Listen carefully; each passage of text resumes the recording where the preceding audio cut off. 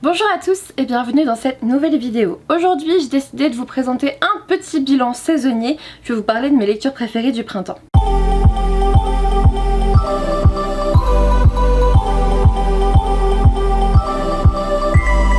J'avais encore jamais fait ça, mais là j'ai envie de faire un petit bilan saisonnier à chaque fois. À la fin du printemps, à la fin de l'été, à la fin de l'automne, à la fin de l'hiver, j'ai envie de vous parler de mes meilleures lectures de la saison pour peut-être un peu insister sur mes coups de cœur, hein, ça c'est sûr. Et du coup je me suis dit que faire un petit bilan saisonnier, donc 4 fois dans l'année, ça pourrait être intéressant pour insister sur nos coups de cœur que vous n'avez peut-être pas vu passer en update lecture parce que vous les voyez pas. Mais du coup dans cette vidéo qui est un peu plus rapide et beaucoup moins explicative, au moins vous pouvez vous focaliser sur les coups de cœur que j'ai eu, comprendre un petit peu pourquoi ok, sans que ça soit trop exhaustif. Du coup fin mars, mon coup de cœur de fin mars a porté sur Surnaturel, le tome 1 d'Iggy Swan aux éditions Inceptio.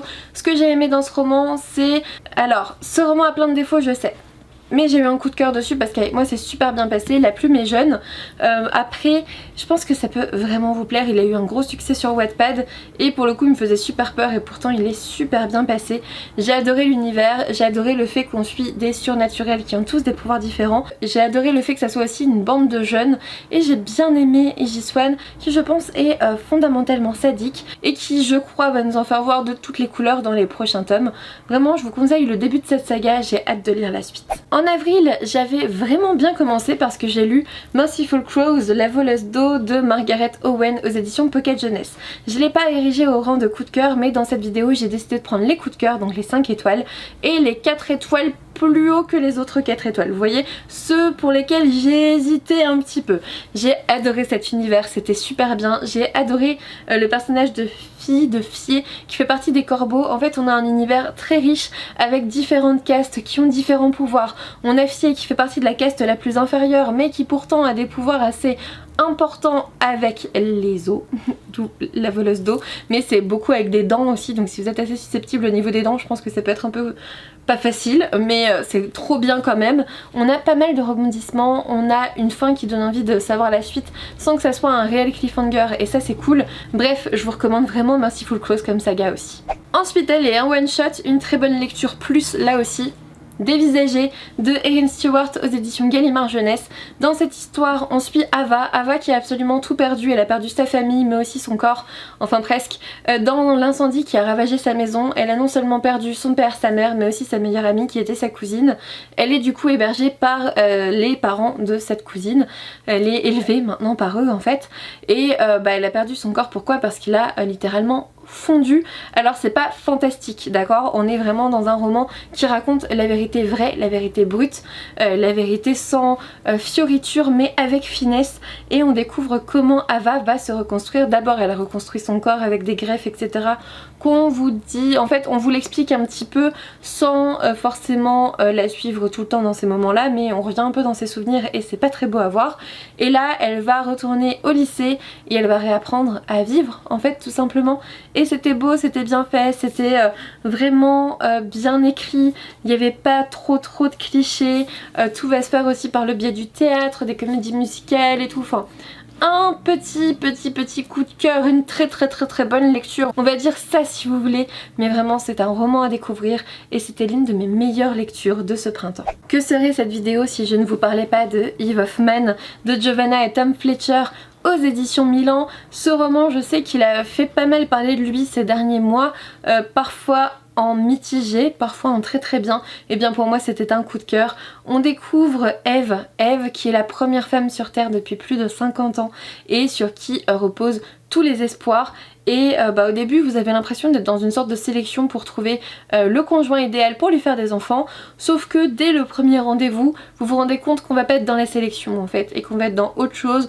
On va avoir droit à des rebelles, à un univers qu'on découvre vraiment petit à petit. J'ai vraiment hâte de découvrir la suite. Là aussi c'est un début de saga, désolée décidément je vous fais commencer pas mal de sagas, ça fait 3 sur 4 là, mais c'était vraiment génial. J'ai hâte d'en savoir plus, j'ai hâte de découvrir un peu plus de l'univers et je vous le recommande vraiment chaudement. Et enfin en mai j'ai découvert Ambition de Yoann Dubos aux éditions Snag. Et là vraiment merci le salon virtuel Virtualivre, dont je parle un peu trop souvent je sais, mais vraiment merci, parce que sans lui je n'aurais pas découvert Ambition. Là c'est vraiment le fait d'avoir vu Yoann Dubos en interview sur la chaîne Twitch de Zedicus qui fait que j'ai été super attirée par ses œuvres. En fait j'ai beaucoup apprécié cette interview et je me suis dit j'ai très envie de découvrir ce qu'il fait. J'avais vu passer ses romans mais je m'étais pas trop attardée dessus, et comme j'avais eu tort, en fait on est dans un monde assez particulier où tous les gouvernements se sont réunis en un même conglomérat de grosses entreprises. En fait on est en 2312 et on suit un vaisseau en fait qui va essayer de poursuivre la colonisation du système solaire, sauf que voilà, il rentre en fait dans une sorte de barrière invisible qu'on comprend pas. En fait il rentre dans une barrière invisible et d'un coup il y a plein de créatures qui apparaissent aux yeux des humains et aux yeux des autres créatures, parce qu'en fait chaque espèce avait l'impression d'être la seule avec les humains avaient l'impression d'être les seuls, et les autres espèces que les humains voyaient les humains et se voyaient eux-mêmes mais pas les autres espèces. Je sais pas si je suis très claire mais moi j'ai tout compris, et au final là toutes les espèces s'ouvrent les unes aux autres et il y a tout un pan de monde qui s'ouvre vraiment dans cet univers, et c'était chouette, c'était super chouette. On suit vraiment différents personnages, différents points de vue, c'est très riche et j'ai hâte de découvrir la suite de cette saga. C'est une saga en plusieurs tomes, je m'aventurerai plus sur le chiffre parce que j'ai oublié,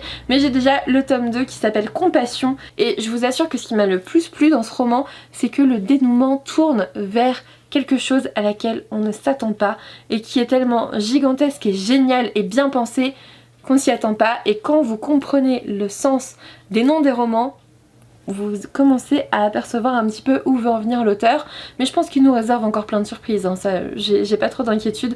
Je vous conseille aussi cette saga, décidément 4 débuts de saga sur 5 livres présentés, ça fait peut-être un peu beaucoup, mais bah écoutez, moi j'adore les sagas donc ça me gêne pas. Cette vidéo est maintenant terminée, j'espère qu'elle vous a plu, n'hésitez pas à me dire ce que vous pensez de ce concept de bilan saisonnier, en sachant que j'ai un peu hésité à le faire parce que en juillet je vais aussi vous faire le bilan mi-année évidemment, ça sera d'ici 2 semaines je pense à peu près, il faut au moins que juin passe pour faire les 6 premiers mois, donc voilà, on parlera bilan mi-année aussi, mais voilà, un bilan saisonnier, je sais pas, ça me tirait bien.